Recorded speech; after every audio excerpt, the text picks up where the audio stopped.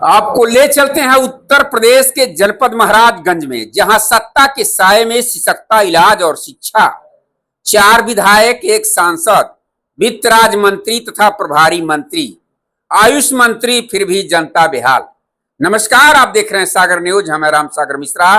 खबरों के लिए आपको ले चलते हैं महाराजगंज। बताने की कोशिश करेंगे, ये वही जिला है जहां 4 विधायक और एक सांसद। सांसद को तो वित्त राज्य मंत्री का भी दर्जा हासिल है। सत्ता की रोशनी चारों ओर बिखरी है, पर अफसोस इस रोशनी की किरणें जनता तक नहीं पहुंच पा रही हैं। चिकित्सा व्यवस्था से लेकर शिक्षा तक हर व्यवस्था करा रही है।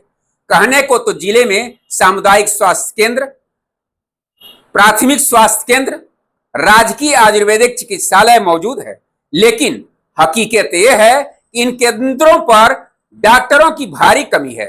मरीज इलाज के लिए घंटों लाइन में खड़े रहते हैं। कई बार तो डॉक्टर मिलने की उम्मीद तक टूट जाती है। दवाइयों की जगह कल आना सुनकर लौट जाती है।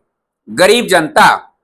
सबसे बड़ा सवाल यह है कि जिस जिले के सांसद खुद वित्त राज्य मंत्री हैं, वहां इलाज की ऐसी दुर्दशा क्यों? क्या जिले के चारों विधायक अपने अपने विधानसभा क्षेत्रों की स्थिति से अनजान हैं या फिर जानबूझकर अनदेखा कर रहे हैं?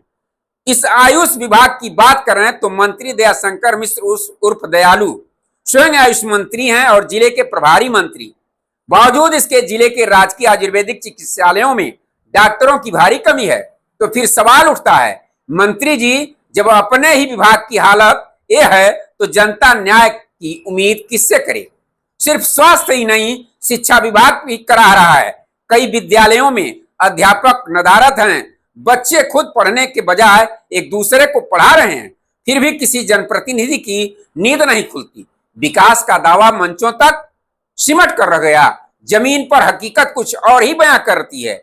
जनता पूछ रही है कि जब सत्ता के पास सब कुछ है तो जनता के पास कुछ क्यों नहीं? क्या जनता की आवाज मंत्री विधायकों तक पहुंचेगी या फिर यह मुद्दा फाइलों में दबकर रह जाएगा? अब देखना यह होगा कि खबरों की गूंज अधिकारियों तक पहुंचती है या नहीं, ये तो समय बताएगा। क्या इन हॉस्पिटलों में डॉक्टरों की तैनाती होगी या नहीं? मरीज इसी तरह दर दर भटकते रहेंगे। खबरों के लिए बस इतना। नया अपडेट लेकर होंगे फिर हाजिर। तब तक के लिए दीजिए इजाजत। जुड़े रहिए सागर न्यूज से राम सागर मिश्रा के साथ। नमस्कार।